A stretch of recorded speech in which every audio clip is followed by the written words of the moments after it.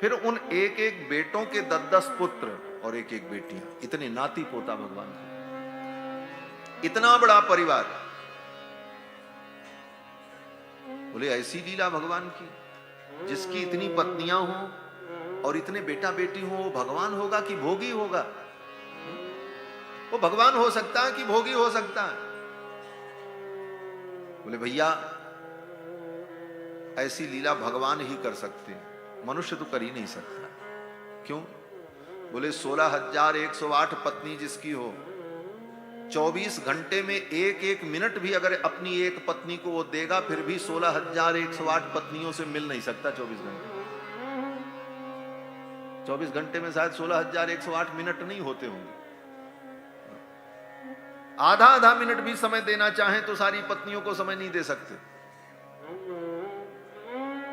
और सभी पत्नियां भगवान से प्रसन्न, किसी को कोई कठिनाई नहीं, सब भगवान के आचरण से प्रसन्न है, सुखी। और इतने पुत्र। एक महात्मा कहते थे, देखो व्यक्ति एक विवाह कर लेता है तो जीवन भर पत्नी को खुश नहीं कर पाता। जीवन भर पत्नी ताना मारती रहती है, क्या किया आपने मेरे लिए। एक पत्नी जीवन भर पति को ताना सुनाती रहती, क्या किया आपने मेरे लिए। और 2 ब्याह कर ले महाराज तो खोपड़ी के बाल उड़ जाएंगे, पक्की बात। दशरथ जी ने 3 किया तो राम जैसे धर्मात्मा पुत्र को वन में भेजना पड़ा। और जिसने 16,108 विवाह किया वो मुस्कुरा रहा है और चैन की बंसी बजा रहा है, वो तो भगवान ही हो सकता है, मनुष्य नहीं। ऐसी लीला तो भगवान ही कर सकते हैं, मनुष्य के बस की बात।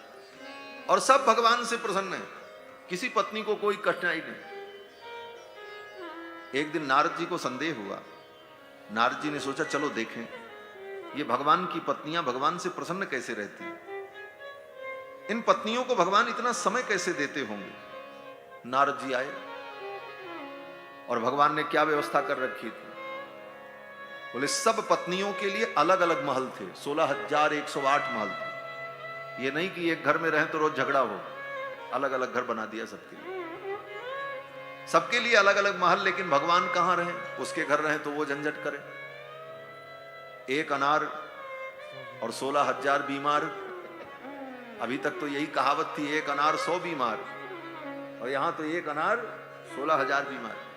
कहां कहां भगवान जाएं। नारद जी इसी रहस्य को जानने के लिए आए और रुक्मिणी जी के महल में पहुंचे। और जब रुक्मिणी के महल में पहुंचे तो क्या देखते हैं, प्रातः काल भगवान यज्ञशाला में बैठे हुए हैं, बगल में रुक्मिणी बैठी हुई, दोनों के आंचल जुड़े हुए हैं, गठबंधन। ब्राह्मण लोग वेद मंत्र पढ़ रहे हैं और भगवान अग्निहोत्र कर रहे हैं। प्रजापतये स्वाहा, इंद्राय स्वाहा, अग्नये स्वाहा।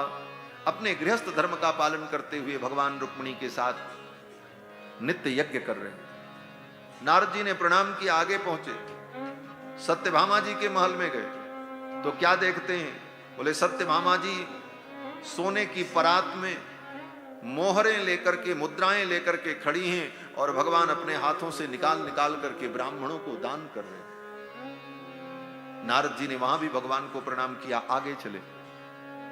जाम्बवती के महल में पहुंचे तो जाम्बवती के महल में क्या देखते हैं। बोले ब्राह्मण लोग, संत लोग भोजन करने बैठे हैं और जाम्बवती ला करके दे रही हैं और भगवान अपने हाथ से परोस परोस करके ब्राह्मणों को, संतों को भोजन करा रहे हैं, पूड़ी पकवान परोस रहे। नारद जी ने कहा यहां भी भगवान। प्रणाम किया, आगे चले। कालिंदी के महल में पहुंचे, जमुना के महल में। कालिंदी के महल में पहुंचे तो क्या देखते हैं, एक सिंहासन उधर लगा है, एक सिंहासन इधर लगा है। इधर भगवान विराजमान हैं, उधर कालिंदी विराजमान हैं। बीच में चौसर बिछी हुई है और पति पत्नी दोनों बैठ करके चौसर खेल रहे हैं। भगवान नारद ने प्रणाम किया, धन्य है प्रभु। यहां भी आगे बढ़े,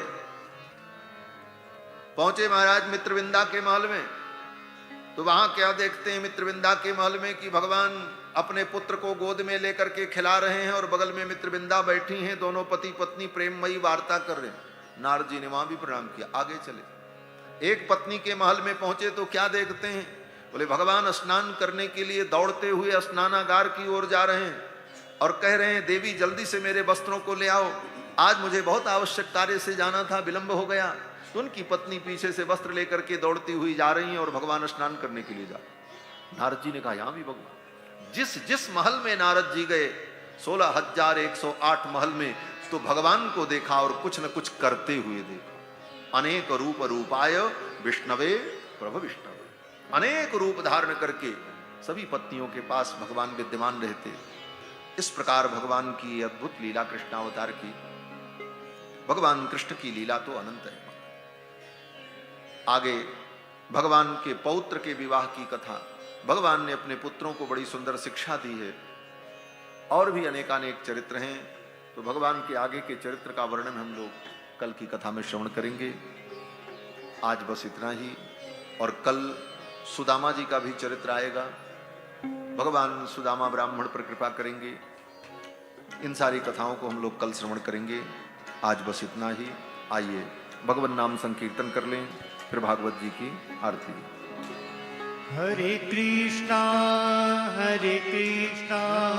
कृष्णा कृष्णा हरे हरे हरे